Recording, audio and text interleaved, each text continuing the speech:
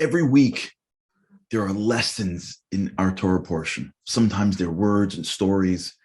This week, the lesson is taking place in a letter.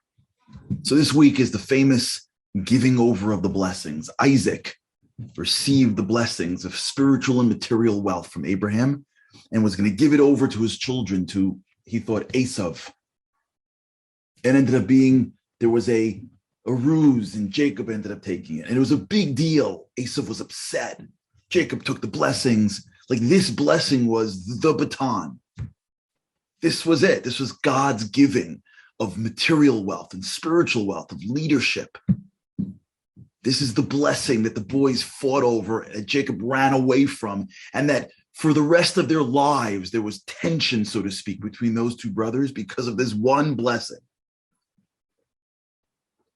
And if you look at the blessing, you'll see that the first thing out of Isaac's mouth is a grammar mistake.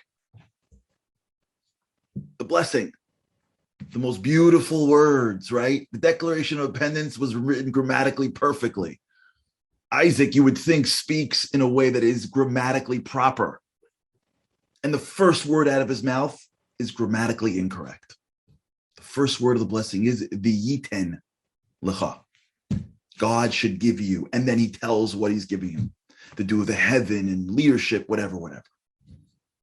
The commentators jump in and go, wait. V'yiten, ve is and. And God should give? Wait. Who starts a sentence with and? I know that. That's like fourth grade English. You don't start a sentence with and. He should have said, yiten lecha. God gives you. Later, if you want to add stuff, put it on the back end. Yiten, and God gives. There's nothing beforehand. How in the world did this blessing, this famous blessing, start off with a mistake? It wasn't a mistake. It was wisdom and brilliance, of course. Come on. One letter, the vav, the and. No mistake. I remember when I was younger, I was in Israel for the year, and we were out to dinner once, and there was a kid with us who, we were eating dinner. He said, I'm going to cover it, guys. We weren't going to fight with him. Waiter comes by, hands him the credit card. Waiter swipes the card, gives it back. Said, thanks. He said, my parents don't even know. We said, okay. So my parents gave me the credit card when I was 11th grade, and they haven't even looked at a bill yet. He said, wow. I guess his parents either have incredible amounts of money or whatever it is. And I'll never forget the next words out of his mouth. Usually after that, it's, yeah, I'm pretty lucky. I get to spend whatever I want, whenever I want. He said, I kind of wish every once in a while they would look at the bills and call. And it was an amazing moment sitting in that restaurant, watching a kid who was given everything. But what he wanted more than the money his parents gave him was his parents. The credit card was a symbol to him of whatever, do what you want. He wished his parents would have every once in a while said, hey, what'd you spend for dinner? Because at least he would have had his parents.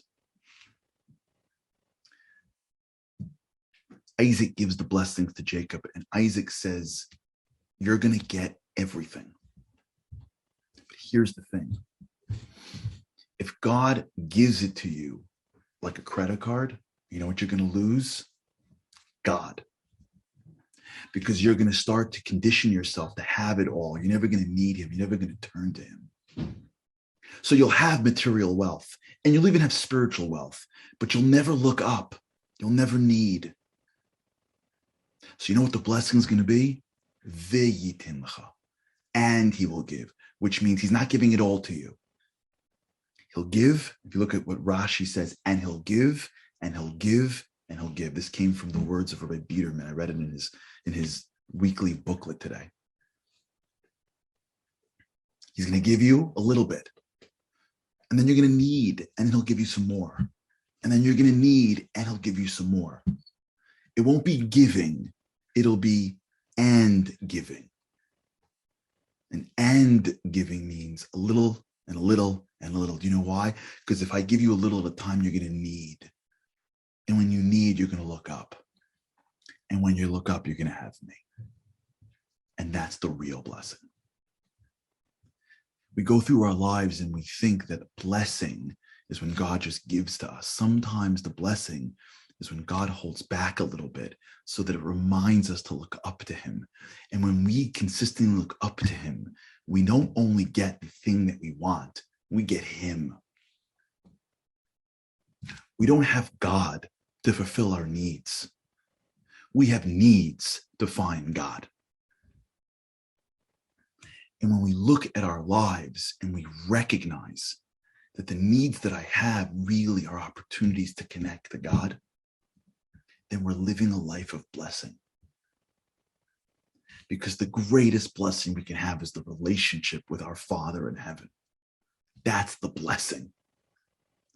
And so in this week's Torah portion, that one little letter, Vav, Isaac gives Jacob the blessing and says, you're going to have everything, but let me tell you the greatest piece. It's going to be and giving.